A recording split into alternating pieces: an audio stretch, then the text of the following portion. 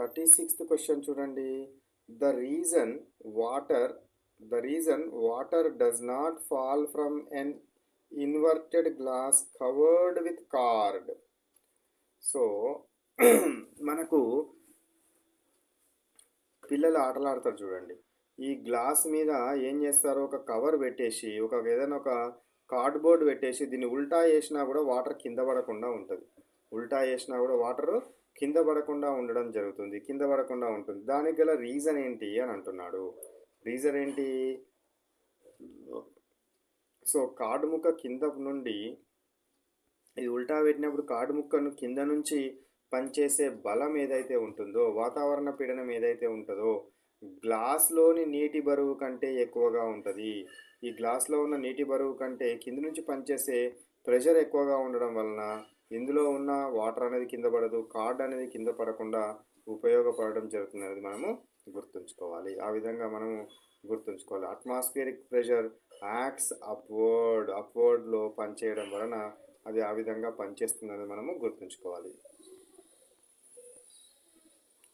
37th question. Why can't we live on very high mountains without oxygen cylinders? బాగా ఎత్తుగా ఉన్న పర్వత ప్రాంతాల్లో మనము ఆక్సిజన్ సిలిండర్ లేకుండా ఎందుకు ఉండలేము అంటున్నాడు. ఎందుకు ఉండలేము అని అంటే అక్కడ ఏమవుతుంది, ఎయిర్ ప్రెషర్ చాలా చాలా తక్కువగా ఉంటుంది. ఎయిర్ ప్రెషర్ తక్కువగా ఉంటుందంటే ఆటోమేటిక్గా ఏమవుతుంది, ఎయిర్ తక్కువగా ఉంటుందని అర్థం. ఎయిర్ తక్కువగా ఉంటుందంటే అందులో ఉండే ఆక్సిజన్ తక్కువగా ఉంటుందని అర్థం. కాబట్టి మనము ఆక్సిజన్ను తీసుకువెళ్ళాల్సి వస్తుంది. పర్వతాలపై ఎత్తుకు వెళ్ళే కూడా ఏమవుతుంది, మనకు ప్రెషర్ అనేది తగ్గుతుంది, పీడనం అనేది తగ్గుతుంది. పీడనం తగ్గడానికి గల కారణం ఏంటి? అక్కడ ఉండే వాయువు పరిమాణం తగ్గుతుంది కాబట్టి పీడనం తగ్గుతుంది. కాబట్టి ఆక్సిజన్ తక్కువ అవుతుంది. కాబట్టి మనం సిలిండర్ల ద్వారా తీసుకొని పోవాల్సిన అవసరం ఉంటుంది. సో కాబట్టి ఆన్సర్ ఏమవుతుంది మనకు, air pressure and oxygen contents are low. Air pressure మరియు ఆక్సిజన్ కాంటెంట్స్ తక్కువ అవుతున్నాయి కాబట్టి మనము ఆక్సిజన్ సిలిండర్ల రూపంలో తీసుకొని పోవాల్సిన అవసరం ఉంటుంది. 38 క్వశ్చన్ చూడండి. The instrument to measure air pressure is. Air ప్రెషర్ని మెజర్ చేయడం కోసము ఏ ఇన్స్ట్రుమెంట్ని మనం వాడతాము? వాతావరణ పీడనాన్ని కొలవడానికి ఉపయోగించేది ఏది? వాతావరణ పీడనాన్ని దేంతో కొలుస్తాము? బారోమీటర్ తోటి కొలుస్తాము. వాతావరణ పీడనాన్ని బారోమీటర్. అదే ఒకవేళ ల్యాబ్లో ఏదైనా ఒక గ్యాస్ రిలీజ్ అయితే దాని ప్రెషర్ని కొలవడానికి మానోమీటర్ని యూజ్ చేస్తాము. థర్మామీటర్ని ఎందుకు యూజ్ చేస్తారు? టెంపరేచర్ని కొలవడం కోసం థర్మామీటర్ని యూజ్ చేస్తారు. ఎనిమోమీటర్ని దేనికి యూజ్ చేస్తారు? హైట్ని కొలవడం కోసం. హెలికాప్టర్లు వెళ్తాయి కదా, వాటి యొక్క హైట్ను కొలవడం కోసము ఎనిమోమీటర్ని యూజ్ చేస్తారు. 39th క్వశ్చన్ చూడండి. When a sealed tin is heated then cooled quickly it gets crushed because. So ఏంటంట, ఒక సీల్డ్ టిన్ అనేది మనం హీట్ చేస్తే కూల్డ్ కూడా క్విక్ అవుతుంది. It gets crushed because air inside expands, tin becomes soft, gravity acts, pressure inside decreases and atmospheric pressure crushes it.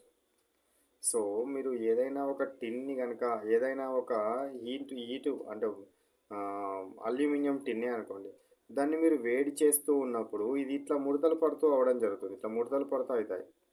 So ఎందుకు ముడతలు పడతాయి అని అంటే, మనం హీట్ చేసినప్పుడు ఏమవుతుంది అని అంటే దానిలో ఉన్న గాలి అంతా బయటకు వెళ్ళిపోతుంది.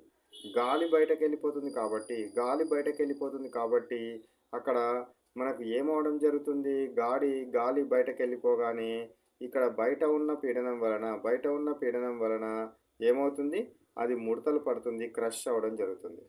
అర్థమైందా ఏందో? ఇది ఎంటీ బాటిల్, ఓకేనా?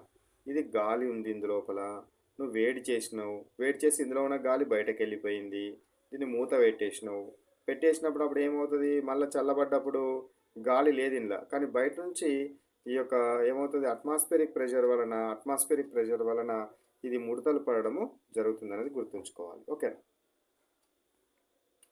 నెక్స్ట్ 40.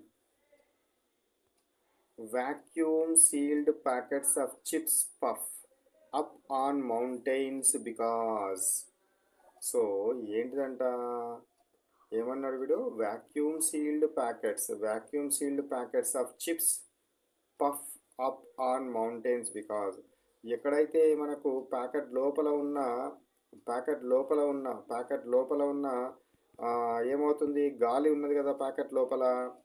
ఇక్కడ మనకు నార్మల్ దగ్గర అయితేనేమో ఇక్కడ బయట నుంచి ప్రెషర్ అప్లై అవుతుంది కాబట్టి దాని యొక్క సైజ్ అనేది చిన్నగా ఉంటుంది, తక్కువగా ఉంటుంది, అంటే ఈ ముడతలు పడ్డట్టుగా ఉంటుంది. కానీ నువ్వు పైకి వెళ్ళినా కూడా ఈ బయట నుంచి పనిచేసే పీడనం తగ్గుతుంది, లోపలి పీడనం పెరుగుతుంది కాబట్టి ఇది ఫుల్గా దాన్ని ఏమంటారు, ఎక్కువగా ఎక్స్పాండ్ అయినట్టుగా మనకు అగుపించడం జరుగుతుంది.